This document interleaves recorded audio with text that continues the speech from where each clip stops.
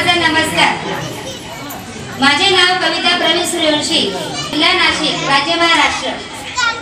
महिला शक्ती संस्थेमध्ये मी पदाधिकारी म्हणून नेमणूक आहे आणि आज महिला शक्ती संस्थेचे कार्य म्हणजे विधवा महिलांसाठी ज्या काही योजना आहेत त्या योजनेचा लाभ देण्यासाठी, ज्या 2 योजना आहे आजपासून सुरुवात होणार आहे त्या योजनेचा लाभ देण्यासाठी आम्ही आज एक मीटिंग ठेवलेली आहे आणि याची सुरुवात आज करणार आहोत। सर्वप्रथम मी शिवाजी महाराजांना वंदन करते।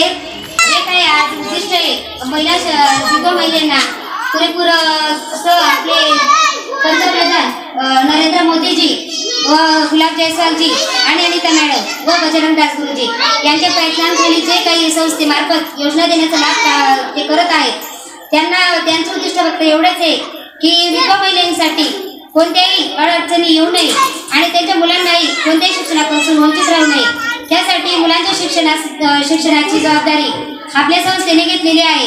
ज्या कोणी विधवा महिलांचे लहान मुलं किंवा कॉलेजमध्ये जाणारे मुली असतील त्यांचा पुरेपूर खर्च सर आणि मॅडम करणार आहेत आणि कॉलेज नंतरचे जे काही शिक्षणाचा खर्च असेल किंवा नोकरीसाठी प्रयत्न असतील ते सुद्धा आपले सर आणि मॅडम संस्थेमार्फत करणार आहेत। आणि पुढची योजना म्हणजे बस आणि ट्रेनची सुविधा।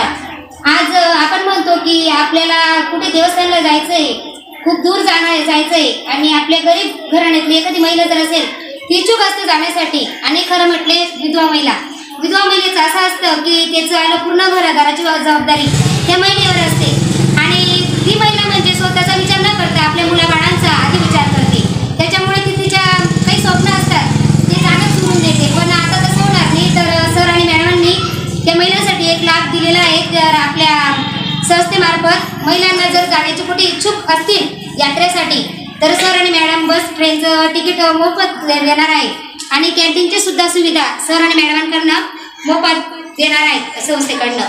आणि त्यांच्या योजनेचा आपण जर लाभ घेतला तर खूपच चांगला होईल आणि त्यांचाच नाही तर आपलाही त्याच्यात फायदा आहे आणि तो फायदा करून घेण्यामध्ये आपल्याला काही संचुकता नाही। आणि एवढे बोलून मी माझे 2 शब्द